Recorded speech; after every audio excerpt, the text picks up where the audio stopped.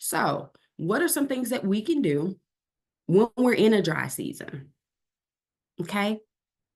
Well, I've talked to you guys about a dry season that I feel like I've been experiencing over the last month or so, right? I said, okay, I came back off sabbatical. I'm ready to go. I had one of the biggest tests in my life and did not get it done. Did not pass it.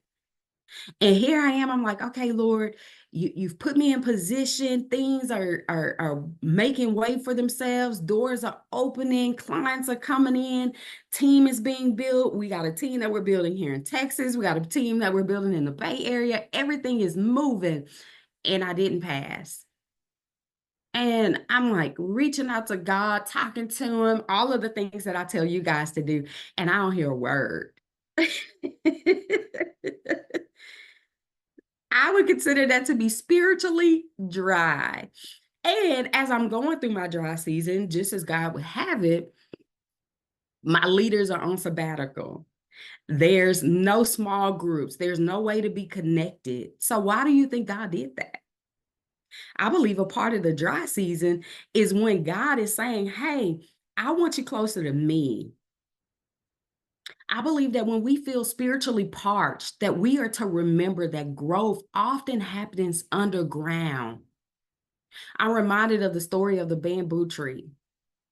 It's like that tree, it's rooted in the ground, the seeds are in there, and every day you're watering multiple times a day and you don't see a thing.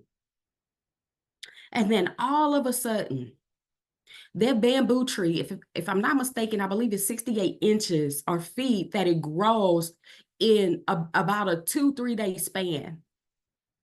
So you've gone this whole season and you haven't seen anything. And then all of a sudden, in a span of 2 to 3 days, everything just sprouts up and it becomes the largest tree in the world. My God. So my question today, YPW, is if God is burying some things underground and he has it in a seed in you, what are you doing? Are you watering it? Are you making sure that you're keeping things moist and moisturized and not letting it just die underground? Because I'm a firm believer that God is working in silence. And if we stay anchored in his word, even when it feels dry, I believe that we can find him in the small places. And I believe that it is God's desire to be seen. But he says to seek him. So even in our dry season, we must seek God. What about the waiting season? The waiting season isn't wasted time. It is preparation. And I believe many of us are in preparation, but in our minds, we should be further ahead. And I believe that is God's grace and his mercy that does not allow us to get too far ahead. I believe that God is still performing miracles. I was talking to someone that's a part of our YPW family, and they're in their 60s, and they said that they had just come back from the doctor and they were sharing a praise report. And in that, they said, I'm in my 60s and I don't take any type of medication.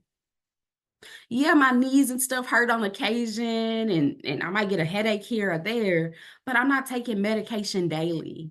No high blood pressure, no liver, no kidney, none of that. Diabetes. And I said, oh my gosh, that's a miracle. And oftentimes in the hustle and bustle of life, social media, the glitz and the glamour, where we see people really winning big, we want to put God on demand to show up like that. And I believe that God is saying all around you, if you were to open your eyes, you would be able to see every miracle there is. I'm just reminded of the small things. Me praying for my child. He's going into middle school. We understand boys now, especially African American, there's a lot of pressure for them to be something that they're not in, and to try to have a persona outside of Christ, right? They don't want to show up as Christian boys. And so my prayer was for God to really guide him towards his identity and protect him mentally and emotionally. And so for my son, a few days into school last week, to come in and was like, man, mama, middle school easy, it's nothing. I was in that moment just praising God, because I said, okay, it's the power of the prayers that we're sending forth that he doesn't even realize that he's protected. He has angels that have been dispatched to go to that school and await his arrival. And not just because he got a praying mama, because YPW is praying, his granny is praying, his pawpaw's praying, his grandfather's praying. He has a community of people who are praying, and not even just for him, but for me and the overflow. So when we're in that waiting season and we feel like God cannot be found, and we feel like time is just slipping away and is wasted, I believe God is saying, I'm just preparing you. And I'm preparing you for something that you can't even form in your mind that is for you. The things that I'm about to start releasing to you, you don't even think that you've warranted it. You don't think that you're qualified for it. You don't even think that you deserve it. And God is saying, I'm just preparing you. I'm just preparing you. But you must trust his timing.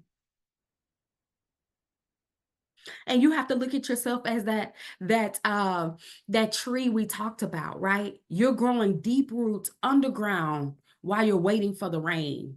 And I believe by faith that we could ask for rain and it shall be so, because we saw that modeled in the Bible, right? And then it brings us to our third season.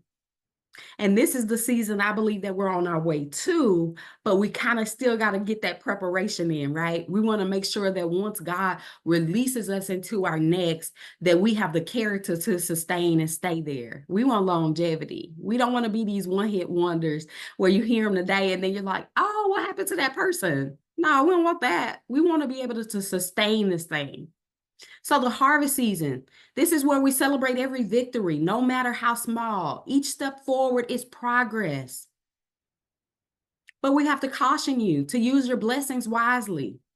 A lot of people, they go through all of the seasons. They go through the dry season and they're there with God. God is their friend and they're talking to him and they have this deep intimacy and relationship with him. And then they're going through the wait and their faith is being strengthened. And as soon as they hit harvest season and they get that blessing, they're done, gone. So we have to caution ourselves to use our blessings wisely so that we can sow back into the kingdom, because God isn't doing this for us. He's doing this so that we can bless others. So how do you embrace your season? With empathy, wisdom, and practical steps. Real quick, I want you to acknowledge the season you're in. Many of us mishandle our seasons because we're not honest with ourselves to acknowledge where we are. You first start by validating your feeling, understanding that the feeling, the season may feel challenging, but it's purposeful. So I always go back to the scripture says that it was good that I was afflicted. Whenever challenges and pain happen, I'm like, okay, God, it's good that I was afflicted. Something in me you need to humble. There's something in me that you want to reveal. There's a new way that you want me to see you. So open my mind and my heart to be able to acknowledge where I am. Share your story. We have Tester Tuesday, the last Tuesday of the month. I always get text messages and DMs from different people within our group that share different things that are happening. Continue to inspire others. Share those stories. You never know how your personal experience may help the next person. Somebody may need to hear how you navigated a different season, how, all of the challenges were up against you and how God showed himself strong and mighty and how he came to your defense and on your behalf, how you grew spiritually through the experience. Share it. People need to hear it. Use biblical wisdom. I always tell y'all that every week. Go back to the scriptures. Ground yourself in an encouraging scripture. Ecclesiastes 3:1. To everything there is a time and there is a season. So the Bible talks to us about it. So let's spend time in there. If we're in a season and we're uncertain about it, unsure about it, let's spend time and see what the word says about it. Jeremiah 29:11, for I know the plans that I have for you, declares the Lord. This is a new season for you, but God knew that you would be here, so he's not surprised by where you are. So what are some practical steps, KaSei? In your dry season, I want to encourage you to get still. Continue to pray, seek God, even when it feels silent. Each one of us have been in relationships before. There's some times and some seasons in those relationships where you're the one that's doing the reach out. There are other seasons where the person is reaching out to you. And then there are some seasons where y'all are reaching out together. There's some level of reciprocity. So what I'm encouraging is during your dry season, if you feel like God is silent, continue to seek his face, continue to talk to him, continue to pray. During your waiting season, the focus here has to be patience. Somebody told me a few years ago, the worst prayer that you could pray, KaSei, is to ask God for patience. And unbeknownst to me, I've always been a person of a challenge. So if you tell me not to do something 9 times out of 10, I'm that person. I'm going to do it because you told me not to. And who are you to be telling me what to do?